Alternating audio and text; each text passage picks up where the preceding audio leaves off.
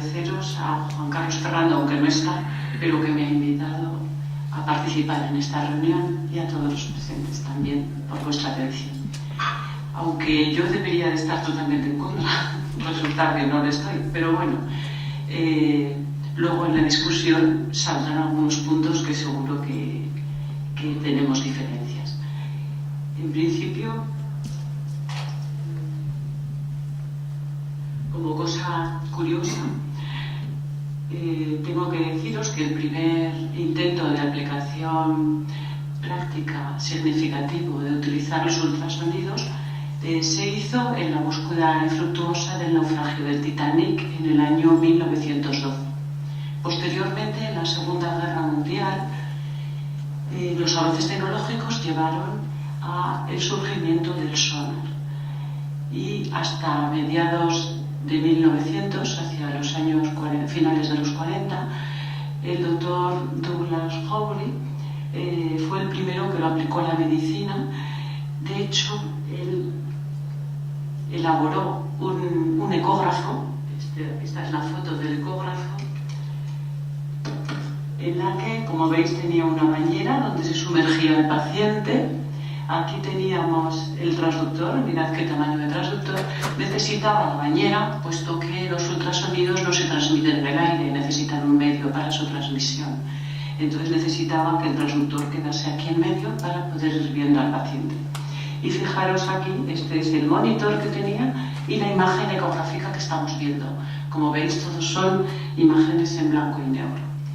A pesar de todo, él consiguió, a principios de los 60, el lograr diagnosticar un cáncer de mama, que lo publicaron en algún sitio. Pero no tuvo una posición prominente en los ultrasonidos hasta que no se desarrolló el modo de imagen. En el año 72 llegó la imagen en escala de grises, y a finales de los 70, con la incorporación ya de los ordenadores digitales a la imagen ecográfica, a la ultrasonografía, ya se logró la imagen como la conocemos hoy en día, en tiempo real y en escala de grises, con una mayor escala de grises que anteriormente.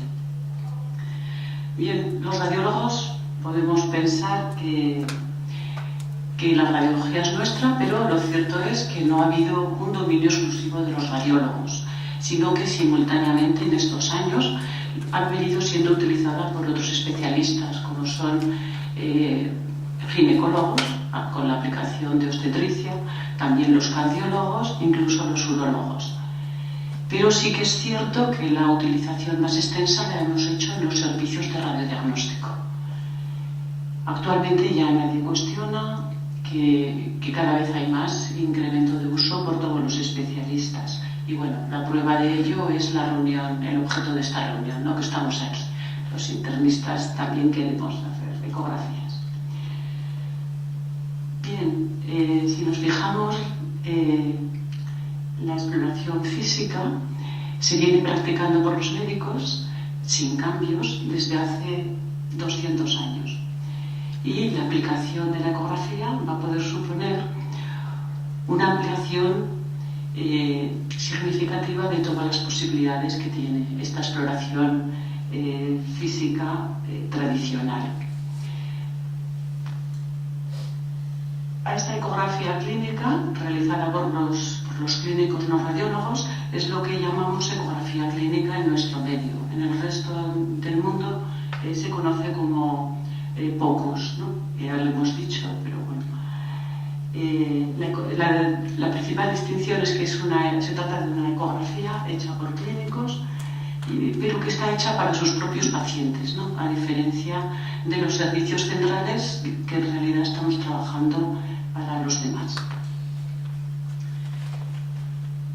Así podemos definir el POCUS como la ecografía a la cabecera de los pacientes para responder a una cuestión diagnóstica específica, y también para la realización de procedimientos invasivos, como en este caso para una paracentesis. Hay que reconocer que los avances tecnológicos son los que han permitido la existencia de los POCUS. Es decir, nos permite llevar el ecógrafo a la cabecera del paciente. Esto nos va a permitir, ya se ha comentado, hacer diagnósticos más precisos, es lógico y se ha comprobado, y mucho más rápidos porque se hacen en el mismo momento de la exploración física. Además, como ya hemos dicho, se ha dicho aquí, los clínicos, la evidencia ya dice que los clínicos pueden llegar a adquirir la destreza en el manejo de la ecografía si tienen una formación reglada y dirigida. Todo esto, como consecuencia, nos va a obligar a definir unas competencias que van a tener que tener, en este caso los internistas, y también habrá que formalizar el aprendizaje para conseguirlas. Pero ahora vamos a mirar un poquito cuál es la posición de la Sociedad Española de Radiología Médica, la SERAM.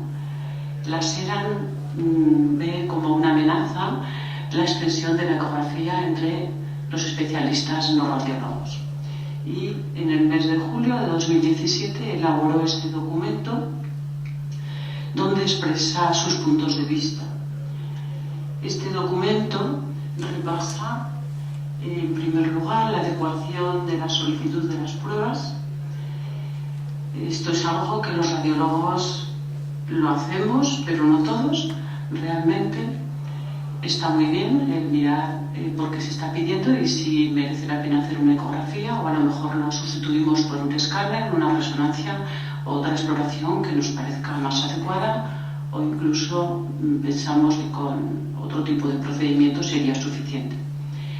Pero bien es cierto que también está descrito que en los servicios de radiodiagnóstico, en aquellas exploraciones de alta tecnología, entre un 20 y un 50% de las exploraciones que se realizan no son relevantes, es decir, que no van a influir de ninguna manera en el diagnóstico ni en el tratamiento que luego van a hacer los clínicos a esos pacientes. Y también está descrita en la literatura que cuando los clínicos nos autoderivamos las exploraciones, aumenta el número de exploraciones solicitadas. En estos casos, la sociedad piensa que el radiólogo puede controlar mucho mejor todas estas exploraciones que no se deberían de hacer, porque también suponen un exceso o un aumento del gasto sin justificación. En este documento también se habla de la seguridad en el proceso, se habla de la radioprotección, del manejo de medicación. Bien, la radioprotección, todos sabemos ya que no es el caso, porque de la ecografía. La seguridad en el proceso, pues bueno, esto habría que pensarlo, ¿no? Si es más seguro, quién es más seguro que lo haga. La sociedad, bueno, pues comenta errores diagnósticos, que al tener menos conocimiento se pueden cometer más errores diagnósticos. Y bueno, y la ocurrencia también de eventos adversos, aunque tampoco especifica mucho qué tipo de eventos. En general, de lo que habla es de todo el proceso de la gestión de la imagen, desde la obtención de la imagen hasta el mantenimiento de los equipos. Dice que si se realiza de una forma centralizada se va a hacer mucho mejor, y también que se optimiza el personal. Refiere que en los servicios de radiología existen protocolos para realizar exploraciones, hay consentimientos informados y una mejor optimización en general de los recursos. Esto, bueno, ya lo seguiremos hablando y iremos viendo. En resumen, la SERAM llega a las siguientes conclusiones, y es que la descentralización de la tecnología supone un aumento de coste, una gestión menos optimizada de los recursos materiales y humanos. También dice que va a haber una peor seguridad y calidad asistencial para los pacientes y, en definitiva, una atención sanitaria menos justa y equitativa. Tenemos también la Sociedad Aragonesa de Radiología, que ha mostrado recientemente también en el verano su desacuerdo ante el creciente interés de los médicos de atención primaria de hacer ecografías en sus centros de salud. También muestra desacuerdo en la formación que se está impartiendo precisamente para este colectivo y para algún proyecto que ya se ha puesto en marcha de hacer ecografías en los centros de salud. Las razones que ellos aducen es que la ecografía es una modalidad diagnóstica muy extensa, que tiene múltiples áreas de estudio, por lo que la formación del operador es fundamental y que los radiólogos concretamente en el programa 1000 están alrededor de 6 meses, un poco más de 6 meses. La ecografía, refieren, es competencia propia del radiólogo, que con la correcta formación y con su práctica diaria, bien, pues es el que va a poder mantener ese nivel de calidad para el diagnóstico. Luego, basándose en un artículo de atención primaria, se habla de que la ecografía básica puede crear una falsa seguridad al descartar otros diagnósticos que en realidad no se detectan por falta de formación. Y luego, por supuesto, que también aquí se ha mencionado que sí debería de hacer un informe clínico y que las imágenes, todo ello debería de estar localizado en el sistema de archivo y comunicación de imagen corporativo. Se supone que los radiólogos lo hacen y que el resto no lo van a hacer. Bien, en general, los puntos de vista de las asociaciones de radiólogos españolas es que se oponen a la extensión de la ecografía clínica y, de hecho, han declinado su participación en el proceso, en este proceso y en su formación también. Si miramos un poquito qué pasa en el resto del mundo, pues el ACR, el Colegio Norteamericano de Radiólogos, que es una institución bueno, sobradamente conocida y que maneja con poder de influencia sobre las decisiones gubernamentales. Ellos, ante el crecimiento de especialistas realizando ecografía, no se niegan a ellos, pero sí que han estandarizado la necesidad de formación y de hecho han establecido que tienen que tener una acreditación. Entonces ellos van a certificar, por supuesto y por defecto, a los radiólogos que hayan acabado la formación de radiología. Ellos hacen su BOAR y ya están certificados para poder hacer ecografías. Aquellos clínicos que en su programa formativo de residencia cumplan un periodo de 3 meses de formación, que esté supervisado y que estén involucrados en 500 exploraciones ecográficas, también les darían el certificado. Y luego, para esos especialistas en cuyo programa de formación no entra la formación en ultrasonidos, a esto les exige que hagan un posgrado o un fellow que incluya el haber participado en la interpretación y que hayan estado involucrados, al menos, en realizar 500 exploraciones de ultrasonidos bajo la supervisión de un médico cualificado. Fijaros que aquí no dice que el médico cualificado tenga que ser un radiólogo y que tampoco dice que tengan que realizar ellos las ecografías, sino solamente que estén involucrados. Bien, estas 500 ecografías que nos puedan parecer, en realidad son 4 semanas de un trabajo haciendo ecografías todos los días, solamente por la mañana, o sea que tampoco son un exceso, estamos hablando de 4 semanas de formación. Bien, aquellos que no tienen formación reglada tienen que acreditar 2 años de experiencia y lo mismo que los anteriores, las 500 ecografías bajo supervisión y no haciéndolas, sino simplemente participando. Bien, bueno, hemos revisado también muchos artículos, he cogido y seleccionado este de los canadienses, era en un servicio de medicina interna en Canadá.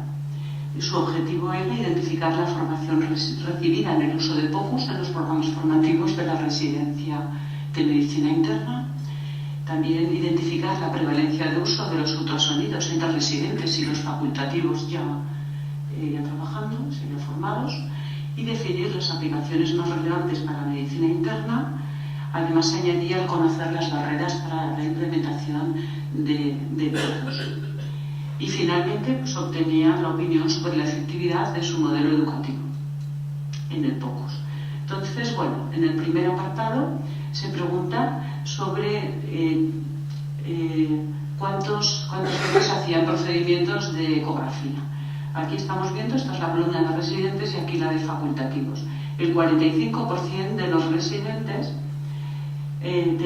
hacían presencias, o sea, ecografías miraban cómo se hacían y hacían con supervisión.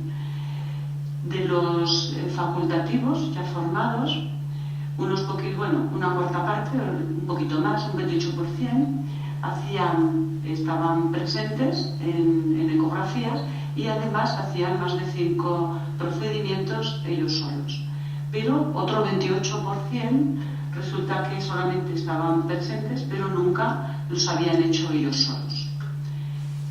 En cuanto a la formación, a cuánta formación tenían, pues el 63% de los residentes no habían tenido ninguna formación.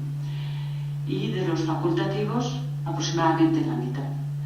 También es cierto que un número elevado, un 32% de los residentes, recibía una formación informal, se lo buscaban ellos de alguna manera, ¿no? Respecto a la opinión entre en qué situaciones era más útil la ecografía, los residentes, el 92% de los residentes referían cuando colocaban vías centrales. Los adjuntos, un poquito menos, los los facultativos del staff consideraban un poquito más importante en el caso de hacer toracocentesis y paracentesis, con un 97%. En cuanto a las barreras de implementación, he cogido las que veía este mismo estudio de Canadá y luego hemos valorado uno que había de Minnesota del 2013. Más o menos coinciden. Primero, la falta de formación, o sea, no se tiene y eso es una barrera para que yo me decida a hacerlo. La falta del acceso del equipo, o porque no se ha comprado o porque están saturados. Razones financieras. El tener un estudio radiológico accesible, esto también hacía mucha facilidad de que te hagan las exploraciones radiológicas, entonces yo ya no necesito hacerlas. La oposición que habían encontrado entre otros especialistas, radiólogos y cardiólogos fundamentalmente, falta de interés del departamento, los requerimientos de largos periodos de formación y, en un caso solamente se hablaba de la sobrecarga en los programas de formación. Este otro trabajo realizado en Minnesota, también en la Universidad de Minnesota, pues hablaban cosas parecidas. El coste de la formación, tanto para residentes como staff, y los tiempos de formación. Esto ocupaban los 5 primeros. Porque esto va de más a menos importante. O sea, más barrera, menos barrera. También la falta de credenciales institucionales se van nombrando porque no hay cosas oficiales. La falta de calidad, falta de guías nacionales, los conflictos con otras especialidades sin especificar, el tiempo de uso de los ecógrafos, falta de interés por los facultativos y limitación de espacios. Respecto, en este estudio de Canadá, cuando se les preguntaba qué manera didáctica les parecía mucho mejor, pues el 86% y el 89% de los facultativos decían que lo mejor sería tener combinación de teoría y práctica.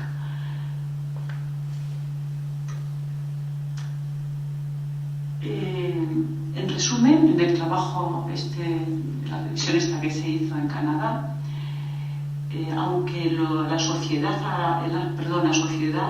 de Radiología Canadiense, la CAR, también decía que el uso de POCUS por clínicos inexpertos y sin formación va a ser mucho más dañino que beneficioso.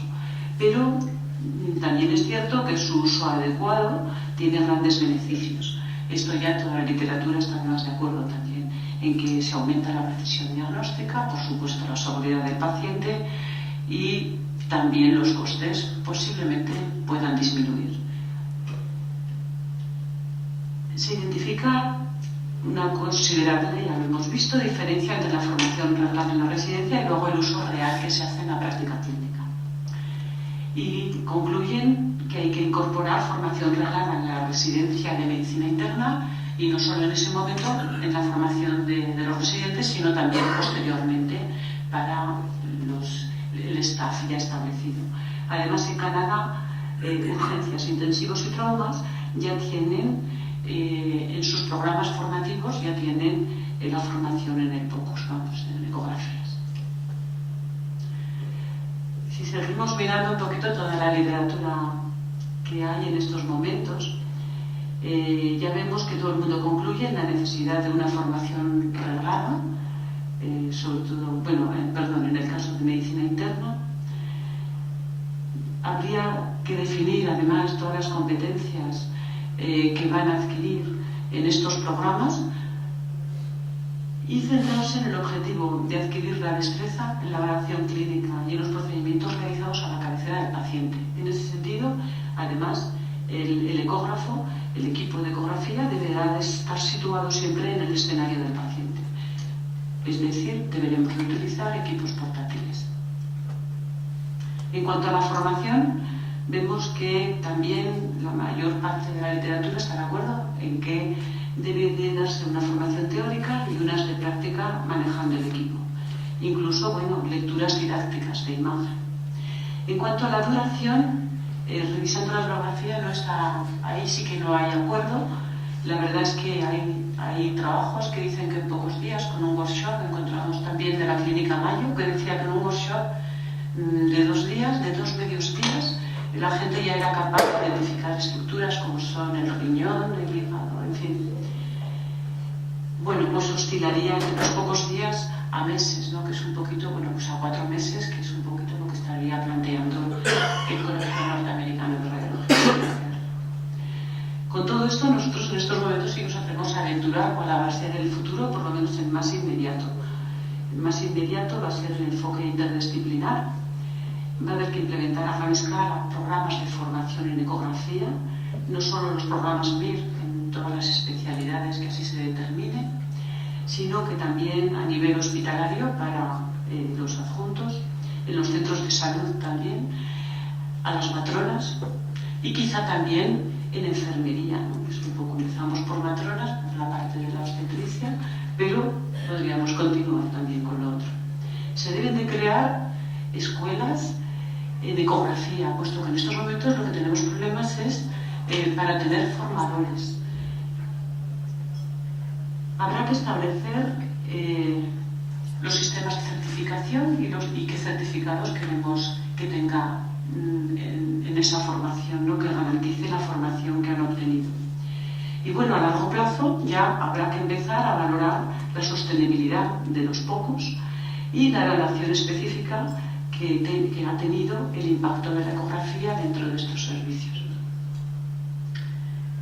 Como conclusión, os diré que el POCUS es un proceso diferente al realizado por los radiólogos, aunque están utilizando la misma herramienta. Los radiólogos no deberíamos de considerar una amenaza para nuestro desarrollo profesional, ya que, como se ha dicho aquí, las ecografías no nos van a disminuir. Incluso yo siempre digo que no solo van a disminuir, sino que su calidad va a mejorar, porque ahora nos van a mandar casos, van a llegar los casos, yo creo, mucho más seleccionados. Y además deberíamos de participar y colaborar en la formación de los clínicos. ¿Por qué? Porque, como hemos dicho, el uso más extenso hasta ahora lo hemos venido haciendo los radiólogos y tenemos una formación muy sólida, sobre todo en muchas cosas, ¿no? Otras se nos han quedado en el tintero, como la ecografía de toras que estabas comentando. Pero ya hacíamos alguna cosita, pero vamos a seguir con el neumotoras, que antes nos parecía que ni nos preocupábamos, pero ahora estamos viendo que sí que hay imagen. Bien, es cierto que además, y eso también lo quiero apuntar, es que al estar mucha más gente implicada en hacer ultrasonidos, vamos a aportar mucho más y el conocimiento va a aumentar, ¿no? Y es el caso de todas, concretamente. Nosotros nos limitábamos a ver el derrame, nos limitábamos a ver que había una condensación con un broncograma aéreo, pero es que ahora también podemos ver el neumotoras y podemos ver otras muchas cosas. Bien, y luego ya para acabar, pues deciros que hay ya una revista en POCUS norteamericana que se edita, está libre, de libre acceso en internet, se puede consultar, me parece que no llevaba poco tiempo publicada, pero si vemos, pues están aquí en urgencias, está medicina interna,